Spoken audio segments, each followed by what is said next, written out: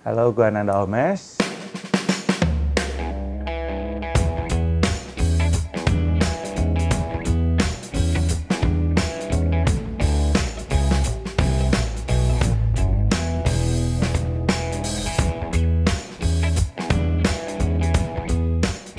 Sekarang sih pastinya ya selain sibuk syuting, saya juga mulai merintis bisnis.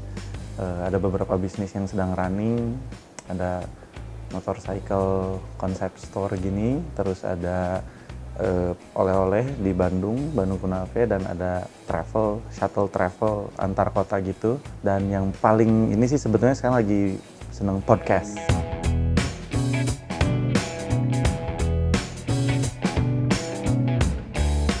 Mungkin waktu adalah uang ya, time is money. Tapi ya uang berarti sesuatu yang berharga mungkin bagi manusia, jadi ya waktu itu adalah sesuatu yang sangat berharga. Jadi waktu itu ya sesuatu yang nggak bisa dibalikin lagi. Jadi buat saya waktu adalah sesuatu yang sangat berharga.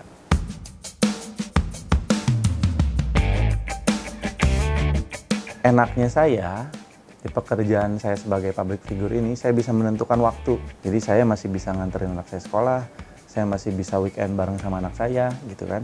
Dan untuk pekerjaan sendiri, ya mungkin kalau banyak yang orang tahu saya senang banget motor, saya at least sebulan atau 2 bulan sekali pasti saya touring.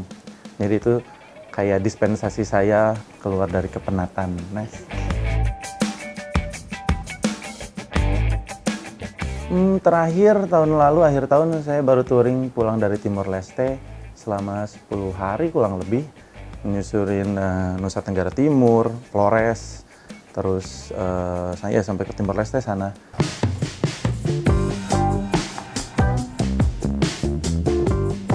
Saya tuh ingat kata papa saya ya, almarhum bapak saya. Kalau cowok mainnya tuh bukan cewek. Cowok itu mainnya, dibilangin nih bapak saya nih. Cowok itu kelihatannya 3. Dompet, sepatu, jam tangan. Buat saya jam tangan bukan sekedar untuk dipakai, karena jam tangan adalah sesuatu yang diwariskan sama bapak saya, jadi lebih sentimental buat saya. Jam tangan pertama saya ya, yang dibeliin G-Shock kayaknya ya. Entah itu pun asli atau enggak ya. Karena kayak pakai jam tangan tuh SMA deh, pertama kali yang inget pakai jam tangan. Kalau yang dulu kan anak kecil mungkin jam tangan mainan kayak gitu ya. Jadi bapak saya tuh punya beberapa jam tangan. Akhirnya setelah almarhum bapak saya meninggal, kita anak-anaknya sepakat nih, satu orang ngerawat satu, ada yang 2 ya, ada yang pokoknya yang favorit almarhum bapak kami bawa. Nah ini jam pertama yang suka saya pakai rutin sampai sekarang, mau rusak mau apapun pasti saya betulin, karena buat saya ya, jam tangan ini sangat spesial. Ini Raymond Weil Quartz Movement. Ini jam tangan yang suka dipakai bapak saya kalau dulu kerja sebagai PNS. Kalau saya jam tangan itu sama kayak motor ya. Kalau saya udah suka ya udah gitu. Saya tuh lagi seneng ngumpulin jam tangan yang relate sama movie. Satu, tapi saya belum dapat juga. Saya tuh pengen punya yang Tag Heuer connected yang Kingsman. Kalau dilihat, saya punya ya beberapa jenis merek. Mungkin nggak tahu ya, kalau buat yang main jam mungkin dibilangnya medium ya. Cuman buat yang belum main jam pasti ini udah cukup lumayan lah. Secara material, saya suka Breitling. Jadi salah satu brand yang saya suka Breitling. Itu seimbang sama Tag Heuer. Makanya ini salah satu yang terbanyak. Kalau yang saya bawa nih sekarang, koleksi saya Tag Heuer. Saya punya Aqua Racer. Saya ada Carrera yang edisi, siapa pembalap itu? Orang Italia, Franjo Pangi apa siapa gitu. Sama ini yang Tag Heuer yang paling saya simpan, Tag Heuer Monaco Singapore Limited Edition nomor 70 dari 100.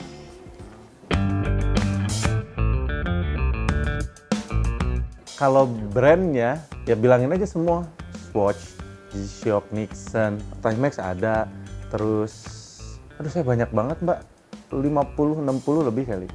Semua brand ya. Dan masih saya simpan, saya lapin satu-satu. Kalau habis baterai, saya ganti sama baterainya. Salah satu langganan saya sih sebetulnya di Tag Heuer Plaza Senayan situ, terus di Pondok Indah, In Time berarti ya di situ. Kalau yang vintage itu pasti kan dari sosial media. Biasanya saya suka hunting. Saya bisa dicek Instagram saya follow banyak sekali akun jual beli jam tangan. Ya kebetulan kalau ada rezeki, saya nyimpennya ke jam tangan. Salah satunya. Motor aja saya tidak tergabung dalam satu klub. Justru saya bikin social movement kayak begitu-begitu. Terakhir bareng sama teman-teman public figure namanya Prediksi. Tapi sebetulnya saya nggak tergabung dengan satu klub sama sekali. Tapi saya ada di grup mereka, jadi saya tahu. Begitupun jam tangan. Mungkin ada komunitas-komunitas tertentu, tapi saya nggak tergabung di dalamnya. Tapi saya kenal dengan orang-orangnya. Saya kenal dengan para penjualnya, pedagangnya. Sosial media pasti, karena saya rutin ngecek. Ada yang harga miring nggak? Dan saya tuh rajin ke mall. Dan ke mall pasti saya ke tempat jam tangan. Ngobrol aja sama teman-teman di butik. Jadi ngobrol, saya biasanya nanya yang baru ada apa nih. Sama satu lagi, prinsip baru. Lebih baik nyesel beli daripada nyesel nggak beli. Itu sih.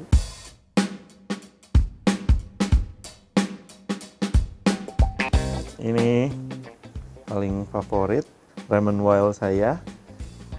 Ini jam tangan yang selalu digunakan almarhum bapak saya untuk bekerja. Jadi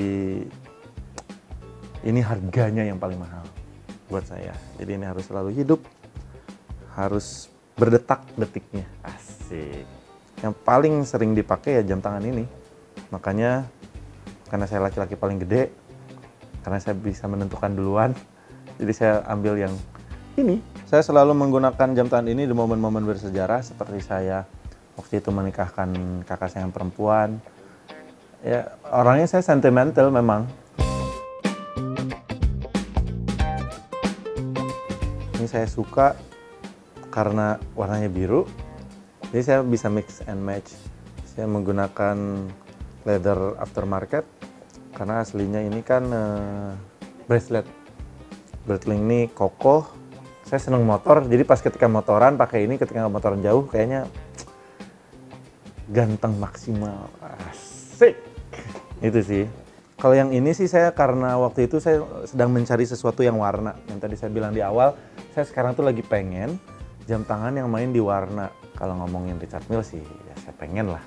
Dikumpulin aja belum tentu kebayar itu ya. Ada beberapa pilihan waktu itu, cuman karena ini Breitling pertama saya, brand lain sudah ada, jadi saya kayaknya gue pengen nyobain Breitling deh. Panerai, ini PAM 104 kalau nggak salah. Ini dari istri saya, jadi harus saya masukin favorit mau nggak mau. Udah sih itu aja.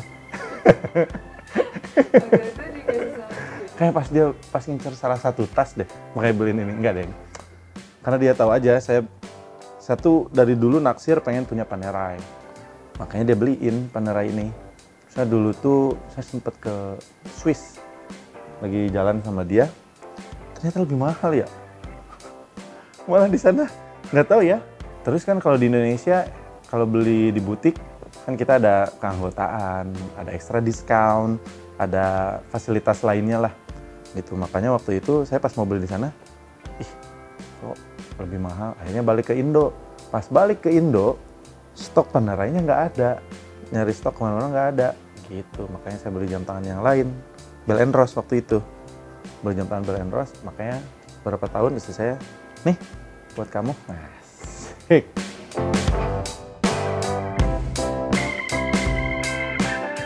Ini Tag Heuer Monaco Singapore Limited Edition nomor 70 dari 100. Ini saya dapetinnya pre-love. Jadi dulu ya kalau bisa dibilang Tag Heuer pasti Carrera, Monaco tuh pasti. Saya tuh sebetulnya ngejar Tag Heuer yang Monaco seri Steve McQueen. Ini Monaco yang seri F1 Singapura, kalau nggak salah limited edition. Cuma bisa dibeli di Singapura, cuma ada 100 di dunia, nomor 70. Buat saya, ketika saya nyari Steve McQueen, wah ini sih kayaknya seimbang nih. Untuk saya beli Steve McQueen dan ini ready, 70 dari 100. Jadi saya mengalahkan dulu Steve McQueen saya untuk membeli jam tangan ini. Senang aja menjadi salah satu di antara 100 orang itu yang entah siapa. Kalau ini karena beda aja gitu dari semua Monaco yang ada, karena dia ada touch hijaunya gitu.